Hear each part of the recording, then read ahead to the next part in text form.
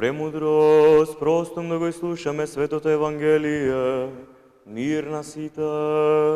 И духови Твоему. Ке се чита од Свето Евангелие според Лука. Слава Тебе, Господи, слава Тебе. Да внимаваме. Во на време дојде Исус во Ерихон и минуваше низ него. И ете некој човек по име Захеј, кој што беше началник на царениците и беше богат, сакаше да го види Исуса кој е он, ама не можеше од народот, оти беше мал пораст. Затоа, за да го види, истрчна напред и се качи на една дива смоква, оти покрај неа требаше да помине. Исус па кога дојде на тоа место, погледна угоре, го види и му рече: Захеј, слези побргу, зашто денеска треба да бидам во твојот дом. И тој бргу слези и го прими со радост.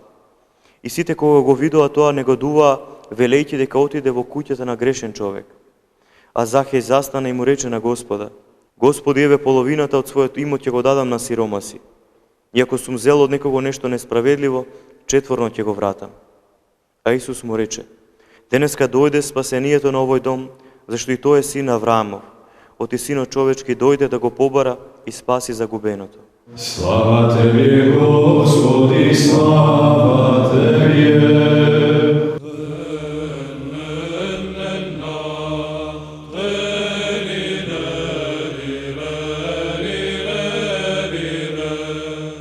Отец благослови.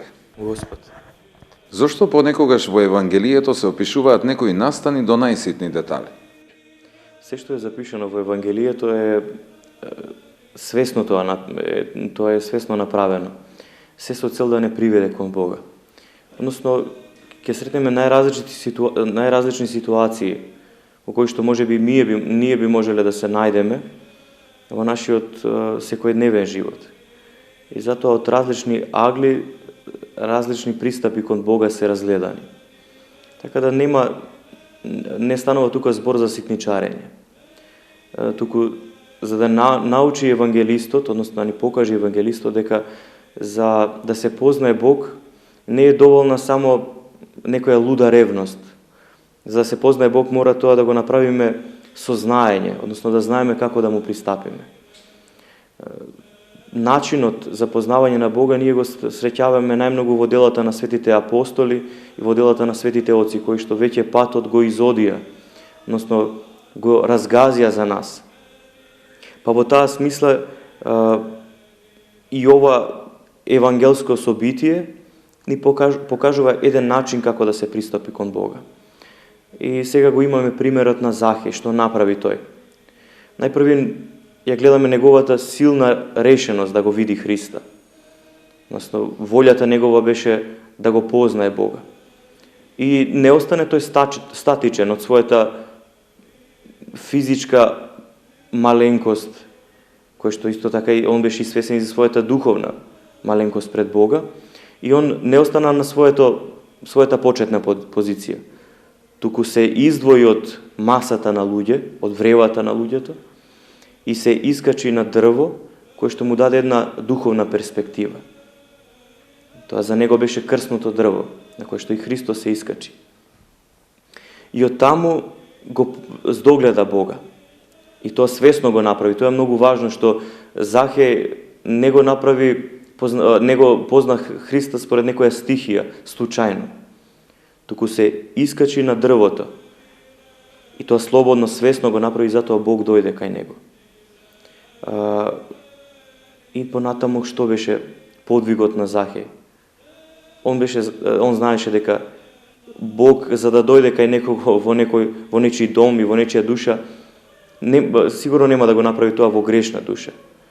Меѓутоа Бог дојде да го спаси човекот, да ја побара загубената овца. Сега како веќе тој спој да се направи? Ем човекот да е грешен, ем Бог да го посети. Едноставно, Захеј беше свесен за својата гревовност и со смирение го повика Бога. Значи, свесен беше и за својата нискост, физичка, меѓутоа и за гревовноста своја беше свесен. И затоа со смирение и кротост пристапи кон Бога, односно го побара.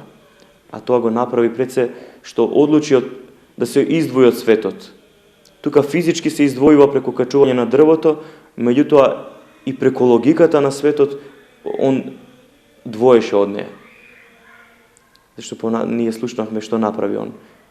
Каже, се што сум зел, ќе вратам и четврно ќе го вратам тоа и така натаму. Покајанието беше очигледно. Веќе он се одвои од логиката на функционирањето на луѓето, за да го познае Бог. Каков чекор треба ние да направиме за да го познаеме Бога и дали има луѓе кои би ни посведочиле за живото присуство на Бога? Следејќи го повикот на Свети Јован Крстител, меѓутоа понатаму и Христовиот повик за покаяние, ќе сватиме дека треба нешто се промени во нашиот живот. Видовме дека Захеј не остана статичен на својата положба, и духовна и физичка. Туку излезе од логиката на овој свет. Го побара она според срцето што беше вистинито. Тоа е праведноста. Ако украл нешто, 100кратно рече дека ќе го врати. Само за да се израмни со Бога, само да не биде веќе непријател. Во таа смисла нам ни се преостанати искреното покаяние, исповета и постот и молитвата, за да излеземе од таа духовна умртвеност, од таа духовна парализа. Со тоа ние менуваме место, односно состојба на нашето постоење. А што се однесува пак до тоа дека некој може да ни раскаже, односно до познавање на Бога, никој не може да ни раскаже за Бога преку приказна и ние да го почувствуваме. Искреноста во овие работи што ги спомнав, исповета, постот, молитвата, причеста, ќе не доведат до тоа Бог да ни се открие. Никој не може тоа да ни го раскаже и ние Бога да го почувствуваме. Само колку да видиме како е.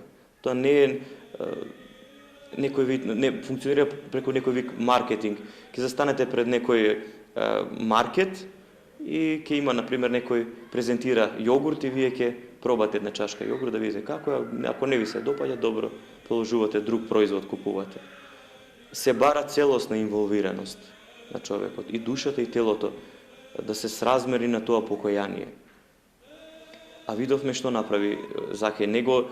Не се покаја само мисловно, со мисла. Не го смени само мислењето во однос на тоа да не краде веќе, туку го направи токму спротивното од крадењето.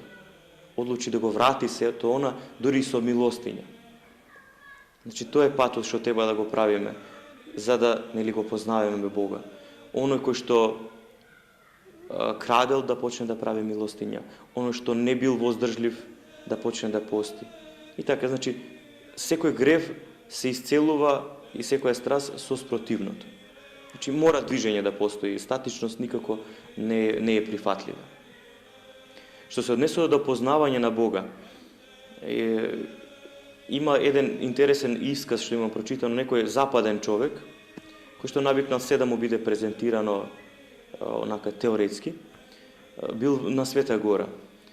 И кажува како со мака ги вадел зборовите од уста на тамошните монаси за тоа како го доживуваат Бога.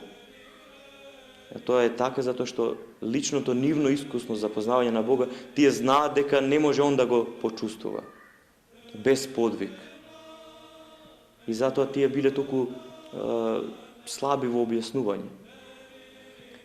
Светиот Сергиј Радонешки, еден прекрасен и голем руски светител, пак кога негово духовно чедо застанало до него и му кажало како Бога да го почувствувам, он му рекол ајде ќе пробаме вака, седни до мене и ќе се помолиме. Додека почнал да се моли светиот Сергиј Радонешки, чудна топлина и светлина и него и неговото духовно чедо ги облејала.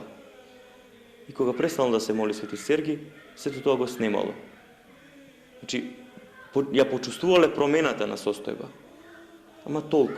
Веќе за тоа зборови и објаснување немало потреба да има повеќе.